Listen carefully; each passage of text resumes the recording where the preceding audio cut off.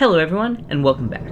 Warhammer 40k is a franchise of tabletop games, books, video games, and more that exclusively appeals to two groups of people: leftist, socialist, communist, wokeoids, and of course, Nazis. I would call myself an at-arm's length fan of the franchise. I've tried to get into the tabletop game about 3 times during my life, but each time I've just found it a slog to play through, and while I love collecting, building, and painting the minifigs, I don't really feel like taking out a loan to buy plastic. What I have seriously engaged in are some of the video games the franchise has to offer, especially the Dawn of War series of RTSs, and more specifically, Dawn of War Dark Crusade. During my RTS phase as a kid, this was one of my favourites, and since I've already covered my other favourite RTS on this channel, it's a no-brainer to do this one too. So, can you beat Dawn of War Dark Crusade with Infantry only? The rules are going to be almost identical to my Red Alert without infantry runs, i.e. we can't use any vehicles. Due to the differences in core gameplay of Dawn of War though, I won't be including any of the caveats to that rule, like allowing prospectors or transports. If it's made of metal and machine-shaped, it's not allowed. I'll also be upfront and say that I'm playing on normal from the get-go this time, since I ended up having to drop the difficulty of all my Red Alert runs down anyway, so why even pretend to be good at games? To make up for this though, and the fact that I feel like this game relies a whole lot less on vehicles than Red Alert 3, I'll be including a bonus challenge of obtaining complete control of the world map, so I can't just push for the important provinces and call it a day. I'll also make sure to complete any of the bonus objectives for the few missions that have them. With that being said, I'm really looking forward to this one. It's been ages since I played this game, so I'm just glad to have a chance to try it out again. So, let's find out. Can you beat Dawn of War Dark Crusade with infantry only?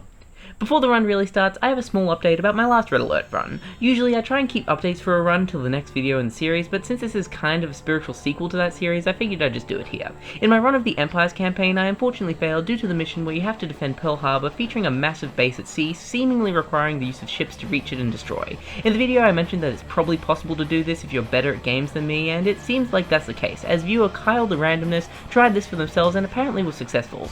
Here's the explanation of how it's possible.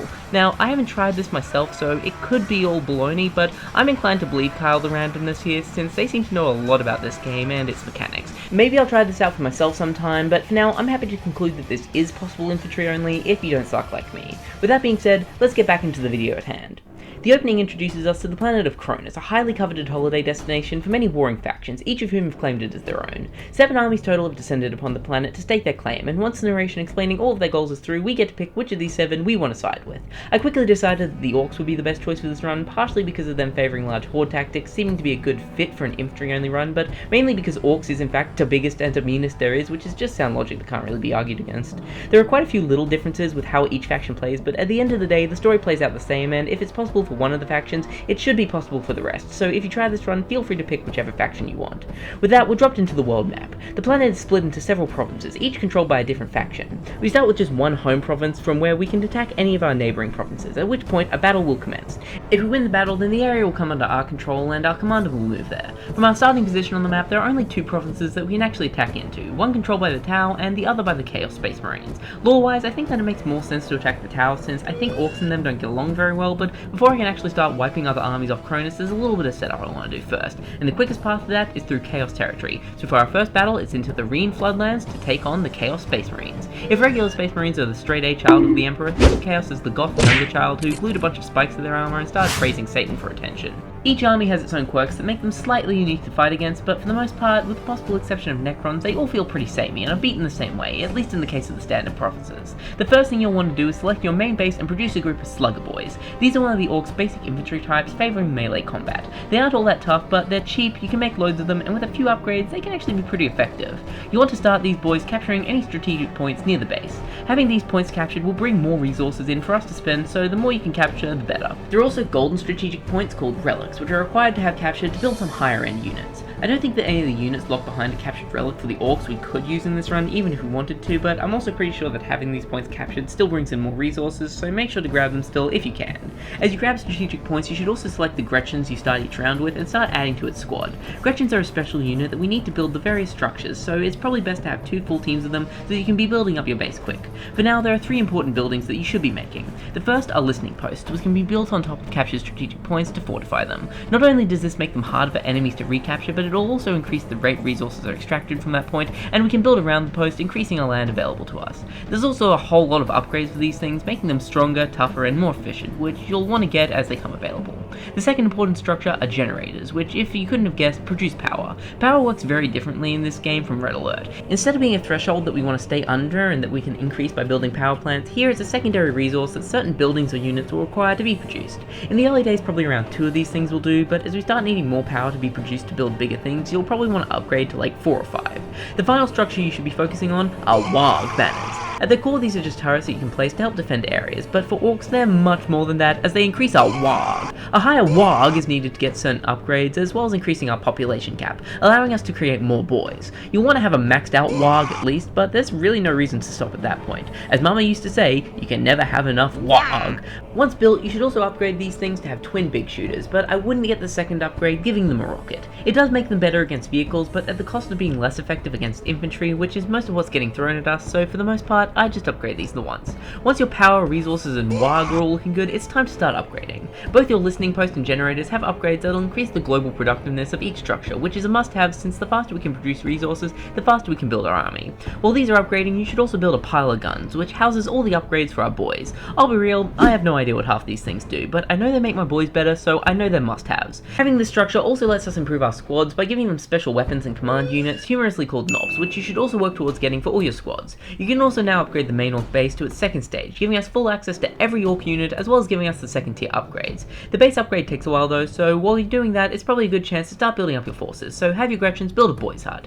Even maxed out, our population cap is still a limiting factor, so to make sure I got the most out of my army, I usually stick to the same troop composition each time. First, a group of flash gits, who as they put it, "We is the shootiest!" With orcs I generally prefer to getting close, but having a group of these boys for some added shooty power is probably a smart idea, so make sure to max out the squad's numbers. I also created a big mech who I added to the flash git squad. Next, make a squad of knobs with maxed out numbers, a commander knob, and changing the choppers for power claws. These dudes are basically just more powerful and bulkier versions of slugger boys. Finally, for key units from the boys hut, I make a fully reinforced group of tank busters who, just like Red Alert tank busters, bust tanks. Well, that's most of the units from the boys hut you'll need. There's still a few more unique units you can recruit from the main base. Mega armor knobs are, well, knobs in mega armor, and mad dogs are basically just slugger boys in combat, but can heal nearby orcs, adding to the durability of our forces. I max out how many of these guys I can make and usually connect them to my squads to give them a bit more protection. Specifically, I usually connect them to melee focused squads. With that, you'll probably have a little bit of pop left up to use, so I fill the rest of my army out with either slugger boys or add some shooter boys who are just range focused versions of sluggers. With the army now completed, finish getting any remaining upgrades, and now we can finally go on the hunt for the enemy base. Selecting all your forces can be a bit of a hassle, since unlike Red Alert, there's no universal select all key, so once you've got them all gathered up, you can assign them as a single team, making one of the number keys basically act as a select all button. All we need to do to claim victory is to destroy our opponent's main base building, or in some cases buildings. Usually where the opponent's main base is pretty obvious. Most of the maps have a symmetry to them, and our enemy will be set up on the equivalent point as us on the opposite side of the map. That's not always the case, but even still, it's not that hard to find where they're hiding just by patrolling your forces around until you find them. Though if you take too long, our own base may come under attack, so make sure your base is capable of defending itself before you move your forces out. Once you've found the enemy base, you can take the time to wipe out all the forces and turrets guarding it, but as I mentioned, the only thing we actually need to destroy to claim victory is the main base building, so sometimes it's better to just push to that, fighting through enemy fire and reinforcing your squads as they lose men to eventually claim victory. Okay, so that's a lot of information I know, but with that strategy explained, I've basically covered 70% of the battles in this game. For my victory in the Reen Floodlands, I'm awarded my first piece of war gear, which are armor pieces I can equip to my commander to increase their stats in battle. I mainly want to focus on increasing my melee damage and health, so I choose to give Gorguts a boss pole. I'm also awarded my first honor guard with this victory, a group of storm boys. Honor guards are small elite teams of soldiers who we can have join us at the start of battles for a small chunk of our global resources. These guys help out a lot, especially at the start of battles, since they let us start claiming strategic points way quicker. With our turn now done, now every other army takes theirs. Usually they don't really bother us, they're more likely to squabble amongst themselves or move around their controlled lands, but if their commander isn't an adjacent province to one of ours, then they can attack it and we can choose to either defend it manually or let it auto-resolve. Now, I would usually say it's better to be safe than sorry and that you should always manually handle these battles, but we actually have access to a powerful ability that none of the other factions have that makes auto-resolving always the better solution: the mythical save button. Yeah, just save before you end your turn, and then if an area you control is taken away from you, you can just reload and keep trying over and over again until they either decide not to attack you or you successfully repel them. Sure, if you get unlucky, this could take a while, but trust me, it's a lot quicker than manually handling every single fight that pops up. Using the same strategy as before, I'm able to to easily move deeper into Chaos territory, taking the Reen jungle or awarding me another honor guard in the form of a squad of shooter boys. I then take a break from bullying spiky boys to give the Necrons a taste of orc might in the Assyria forests. Necrons are pretty simple, just being genocidal robot zombies from space. And that's all they'll ever be, Games Workshop. As I mentioned before, they are slightly different to fight against, but not too much. Their main base, the Monolith, doubles as their ultimate weapon, being able to be upgraded into a mobile death fortress, so they tend to make multiple of these. All this changes is that you'll likely have to destroy more than one building to claim victory. Heck, there are a few times that I would destroy a Monolith only for them to start building a new one just to prolong the battle that slight bit longer. Still, not too hard, and with that, I claim the Assyria forests for the Orcs. This is kind of a special area as it doesn't give us any honor guard, rather giving us a new ability, increased manpower, which, well, increases our manpower, upping our infantry population cap by 4. Not a massive increase, but still, more orcs is my favourite number of orcs, so I'll take it. I'ma now once again shift my attention to a new army to avoid bullying any one faction too much, and move on to the Imperial Guard in the Mariah Coast. If Space Marines are the straight A child, and Chaos are the screw-up younger sibling, then Imperial Guard are the awkward, neglected middle child. Sure, you didn't do a heresy, but let's be real here, like all parents, the Emperor picks his favourites. I was a little worried about this fight, since the Imperial Guard's leader, Governor Alexander, was currently stationed on the coast, meaning I'd have to fight against him and his honor guard, but this honestly didn't change much, and with the strategy of fully maxing out my infantry before going on the offensive, I was able to easily push them out. See, this is why Daddy Emperor doesn't love you. With this area claimed, I am now in range to attack into my first real target, the Eris Badlands, currently held by the Necrons. The Eris Badlands are home to an ancient artifact, standing in reference to Khorne, the Blood God, and with all the blood being spilled from Kronos thanks to this whole war business, that guy's practically giddy with excitement and ready to give out his power to whoever proves themselves worthy before his icon. Our goal here is different from the standard base destroyal of most missions. Instead, we're tasked with spilling the blood of 70 enemy units before 70 of ours are killed to prove ourselves worthy of the Blood God. Apparently, the Blood God's got a pretty progressive definition of blood, since killing Necrons who I doubt are full of the gooey stuff still counts. He also must be an iPad kid, since if we don't complete our goal within 30 minutes, he's gonna get bored and go play Subway Surfer or something. Originally, my plan was to just ignore this time limit and use my usual strat, but as it dwindled down, I started to realize that there was no way I was going to build up my full army in time, so instead I just recruited a bunch of Slugger Boy teams, bulked them up, and sent them on the hunt with my commander and honor guard. Necrons typically don't have massive numbers, so finding 70 of them can be a bit of a chore. I'd recommend leaving any of their bases you find relatively intact to help with this, since if they can't keep producing units for us to kill, we won't be able to claim victory. As long as you keep that in mind and kill everything that moves, you should be able to complete this well before the time expires, even with an incomplete army. With the Blood God now granting us their power, we gain the Fury ability, which is one of the most useful in the game, allowing us to act twice per turn, making things move way faster. There's still one more province I want before I start thinking about wiping other armies off the map, and luckily it's pretty close by with only the Pavonian Heartland standing my way, which I'm able to easily take from the Imperial Guard, putting me in range of Pavanus, home to the old spaceport. This is our first encounter with the Tau, who are basically space communists, and are generally considered the closest thing that 40k has to a good guy. But don't be fooled by the media, it's lying to you, do your own research on their re-education camps, wake up sheeple! If you're playing this fight right though, you shouldn't really be fighting the Tau at all. In order to bring the spaceport under our control, we need to recover 6 servitors from around the map, who we can use to take the area. We gather these just by getting troops near them, causing them to start slowly moving back towards our base. Before doing anything here, you should send your troops out to gather as many as you can. The Stormboy Honor Guard squad are especially useful for this, since their jetpacks let them move super quick to cover more area. I'm pretty sure these things always spawn in the same places as well, so you could look up their locations beforehand, but it's really not that hard to find them, and by acting quick, I was able to score all the necessary servitors in just 6 minutes, bringing the spaceport under Orc control. Having this area means that we're no longer bound by our commander's location, letting us attack or move to any province of the map without needing to be right next to it, with the exception of enemy strongholds.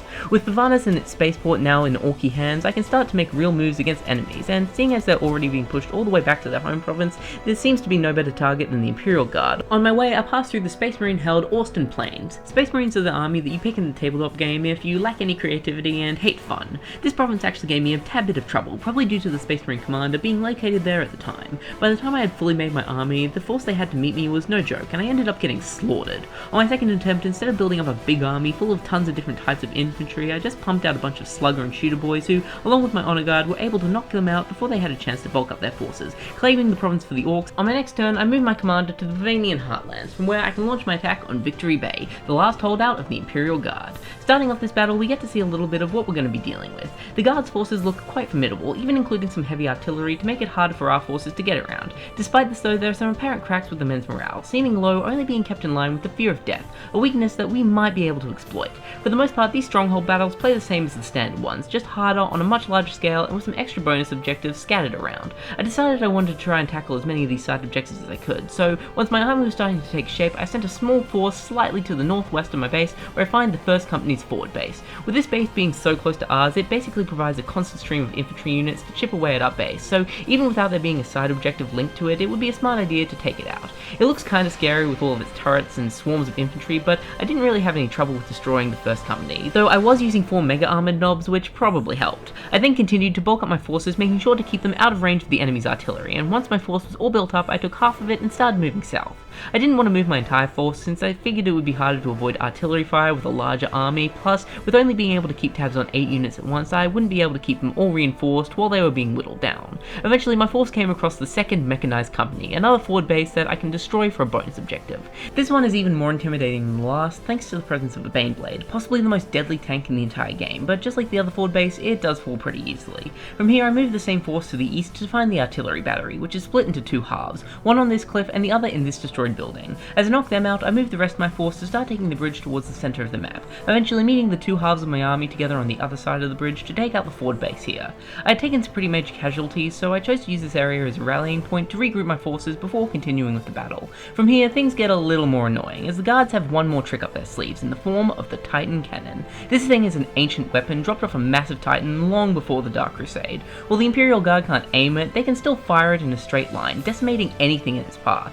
If our forces are in the path when it fires, it's just instant death, but it can only fire once every minute and a half, giving us a chance to sneak our forces past it.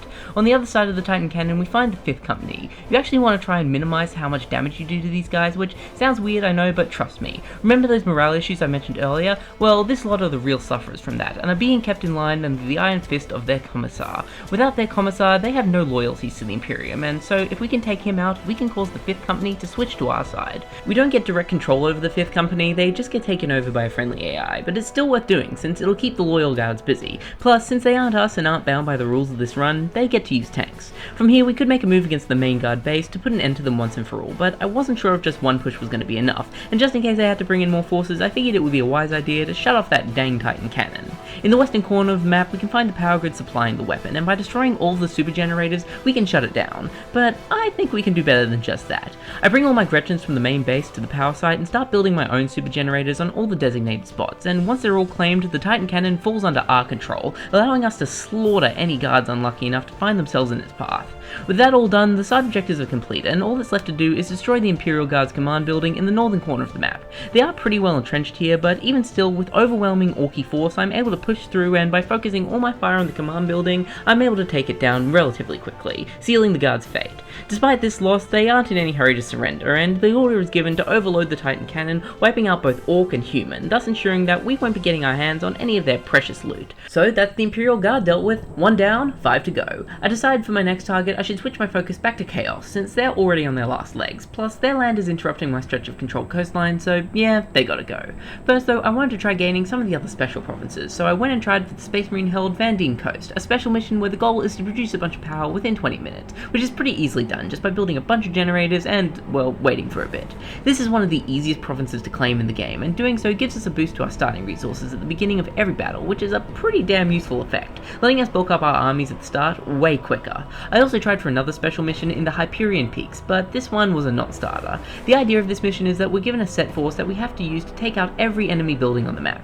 We're limited in what buildings we can make, and we can't make any new squads, only reinforcing our existing ones. We are given a lot of vehicles at the start of this mission too, so before starting I made sure to separate man from machine and move the ladder into the back corner of the map so that they didn't have any sway on the battle. I was tempted to use the squiggets that this mission gives me since they are kind of a grey area, being both living breathing creatures but also not really infantry, but the game does clearly classify these things the same as other tanks, so I'm sorry big guy, I'm sure you'll get a spotlight in the vehicles only run. The tower are incredibly heavily entrenched in their positions here, and without the help of the tanks that the game gives me, my forces get creamed the second they try and push into the tower's base. I couldn't really figure out how to get around this, so I decided to just leave it for now and switch my focus back to knocking out Chaos. Before taking out their stronghold, I wanted to take control of their only remaining province, the Murrid Swamplands, but this one actually gave me quite a lot of trouble. Within minutes of the mission starting, Chaos forces already started attacking my base. Not just with basic cultists, no, they had proper units, and even if I can fend them off and keep building up my army, by the time I go on the offensive, their army is way too much for me to deal with.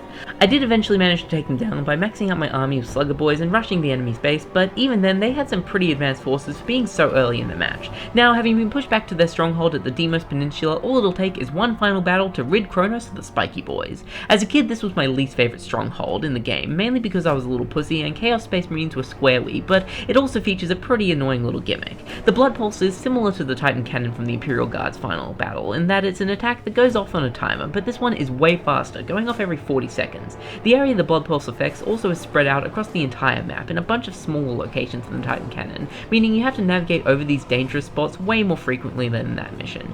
You can shut it off by capturing a specific strategic point towards the middle of the map, but if your force is too large, thanks to how quick the Blood Pulse goes off and the lackluster pathfinding in this game, you're all but guaranteed to lose a good chunk of your army to it. To combat this, I sent a smaller team to deal with the Blood Pulse while I continued to bulk up the rest of my forces. We don't get to use the Blood Pulse ourselves by capturing it, but stopping it at least lets me bring in the rest of my army. I had them rally towards the western corner of the map, as there's a group of orcs who have been captured here and are being prepared as a sacrifice for the Blood God, and while I don't really care if they die or particularly need their firepower, I'm the Blood God's favourite, and I ain't having anyone else making sacrifices in his name. With that done, all that's left is to push on the warp gate located at the back of the Chaos base, which is how they're communing with all of the demons and dark gods, granting them their power. Just like the final push against the Imperial Guard, this location is heavily fortified, but is ultimately unable to stand up to my massed horde, and soon the warp gate falls. With the forces of Chaos now in disarray, their commander Eliphas blames their failure on his apostles, but the Demon Prince is having none of that, and as punishment for his failure, the Chaos commander gets squished. Your friend is in desperate need of blood. Now that Chaos is defeated, most of the eastern half of Kronos belongs to the Orcs, but the Necrons are pushing into that claim a little, so I decided that they're next up on the chopping block. First, I attacked into the Vandemar Mountains to get in position to attack their stronghold.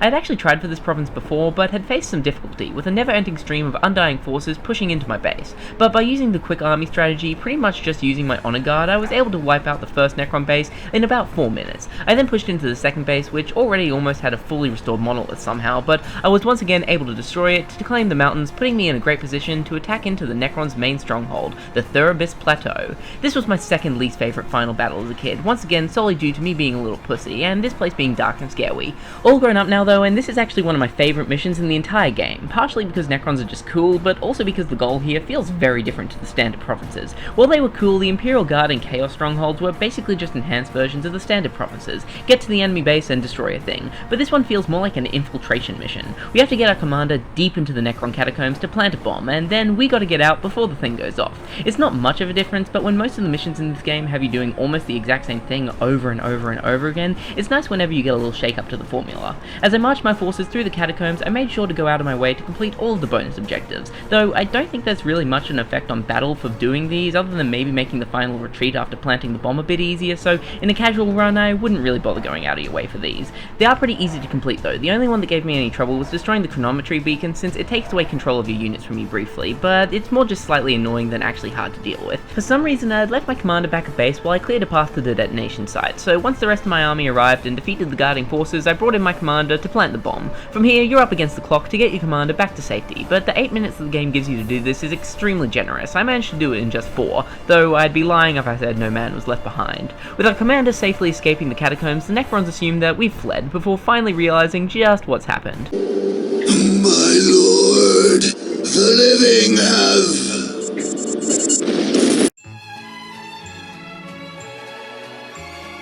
Huh, I don't remember planting that many bombs. With the Necrons defeated, I figured the next logical faction to knock off the map would be the Space Marines, seeing as they were already pushed back to their final province, so I attacked into the Tau-controlled Panria lowlands since I'd be able to attack the Space Marines from there. This province was another that I really struggled with though. The Tau forces here are just too numerous for me to work through to destroy both of their bases. I think the reason that some of these provinces are randomly so hard compared to the rest is that the AI-controlled armies are using the reinforce ability. This lets them bulk up their forces and structures present in a province, so if it's attacked, they're better prepared to repel the attack. I've never really bothered using this ability since the power of save save and load makes it kind of a waste of resources, but damn, if it doesn't make some of these enemy provinces a pain to fight against.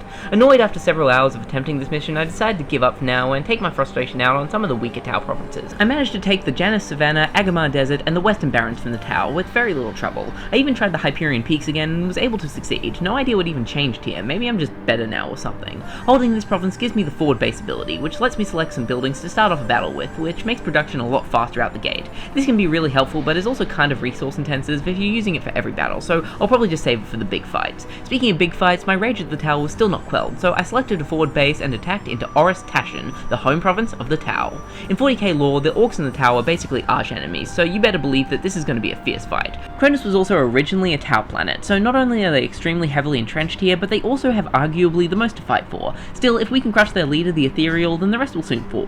This was actually the first stronghold that I had to try out multiple times, due to my forces getting absolutely decimated, but because of this I did discover a bit of an exploit, but I'll talk about that more later. The Tau makes some pretty strong attempts to knock out our base, basically from the very start of the mission, and these attacks come from all sides. These attacks are made easier to fend off as you put up more Warg banners around your base, but until then it can be pretty hard to focus on building up your base while also having to command your forces to defend it.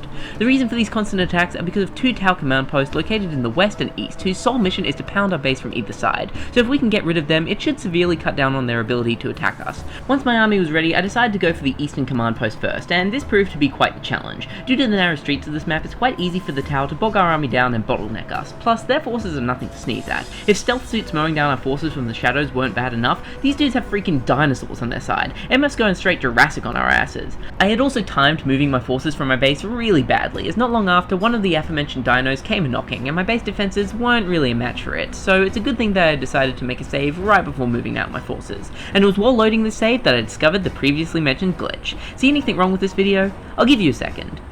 So I had made the save after having maxed out my population, but for whatever reason after reloading I had apparently only used 21 out of 104 of my population, despite seemingly none of my amassed army having disappeared. And it wasn't just a visual glitch with the counter either, I was able to keep making more and more troops to reach the new cap, basically letting me almost double my army. I have no idea what caused this, and from the millisecond of googling I've done, I can't find anyone else talking about it, so if anyone watching this has any technical knowledge on how the original Dawn of War games work, please let me know what might be happening here. Since I'm possibly the discoverer of this glitch though, I guess I should give it a name, so I'ma call it no cap, since it's basically making the population cap a non-existent feature.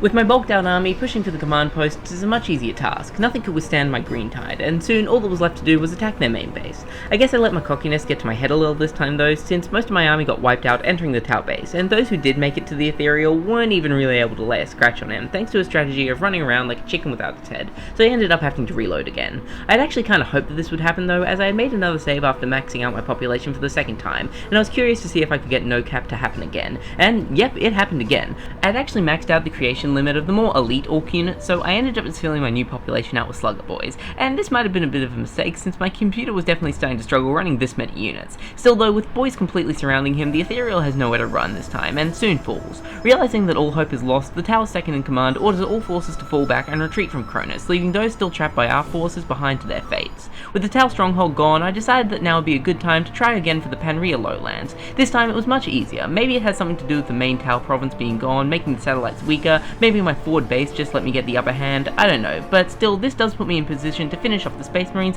in their home province of North Vandia. This stronghold is probably the most forgettable to me, as more than any other it just kind of feels like an enhanced version of the standard mission, plus it doesn't really help that Space Marines are the blandest of Warhammer's factions.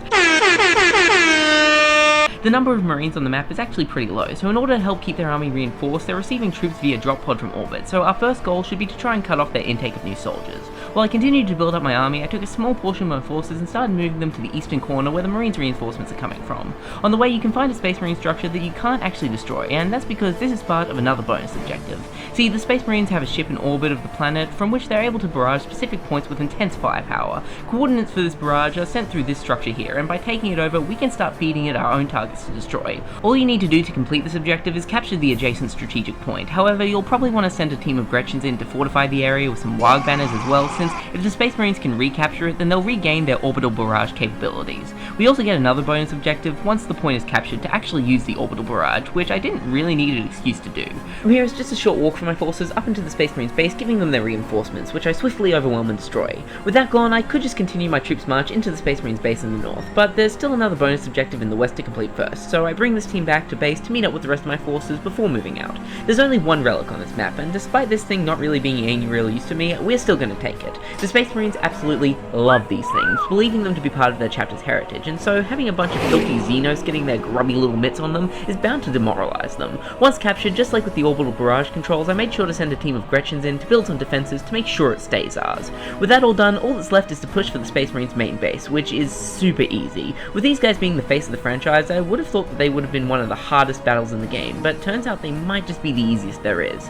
With their commander lying dying, it seems like all hope is lost. Unlike the Tau though, most of the Marines choose to go down with the ship. An orbital barrage of the whole area is ordered to protect the chapter's secrets, with only a small group escaping to preserve the chapter's gene seeds, while the rest remain to perish in the same cleansing fire as the Orcs. Now that the Space Marines are gone, we're really in the endgame. Only one other faction stands in the way of Orc domination of Kronos, that being the Eldar, who I haven't even had a single encounter with yet. They only have one province aside from their stronghold, so I decide to move on them in the aerial highlands first. The Eldar are essentially the militarized wing of the trans agenda. In theory, I think they're really interesting to play as or fight against, with their webway gates allowing them to teleport around and spread out across the map, but in practice, they're basically the same as any other faction, and before you can even blink, the aerial highlands are now mine. While that might have been the only other Eldar province on the map, there's still one province not under Orky control, and since the game will end the second the Eldar stronghold is taken out, to officially gain full control of Kronos, I need to first take out the Demis Northlands, which is somehow still being held by a remnant of the Tau. This also falls super quick, and with its defeat puts me in the perfect position to attack into the final stronghold, Tyria. This is definitely the stronghold that you should save for last, even if you're in a better strategic position to attack it early. It's hands down the best, epicest, and most unique stronghold. Like, it's actually kind of funny how much more effort was added to this one than any other province in the entire game. The opening cutscene shows us the Eldar's trickery at work, as we aren't just going to be fighting them this time. They've strategically allowed a rogue Orc warband to set up shop in the east of their lands, acting as a buffer between us and their true base. Come on boys, I thought you all were on our side. They also have a forward base just to the west of us, which is our main objective to destroy, and some of their forces can straight up teleport into our base, meaning that just like with the Tau stronghold, attacks are going to be coming from all angles basically at all times. If fighting two factions at once wasn't enough to deal with, upon moving into the Eldar's forward base, they decided to do a runner, pulling their forces back to their real base as a remnant of the Chaos faction that's apparently just been hiding out somewhere on Kronos shows up to join the party, and now we gotta destroy their base as well. While I could just push my forces through the remaining Eldar to attack the new Chaos base further to the west, I decided to instead pull my forces back to base and shift my attention to the rebel Orcs position. I sent a small team of knobs and flashgits to deal with them while leaving the rest of my army to help defend my base on the Eldar Chaos front. On their way, the anti-Orc team found an enemy Orc camp holding some untrained squiggers and decided to release them from their holding pen. Usually, releasing such a formidable beast would be a pretty ill-advised move, but as I mentioned, these things are untrained and have some pretty negative feelings on their Orc captures, so they actually decide to join us and start clearing a path through to the Orcs' main base. Now, I did mention earlier that squigs are not infantry, but in this case it's fine since they're AI controlled. We never actually get to order them around.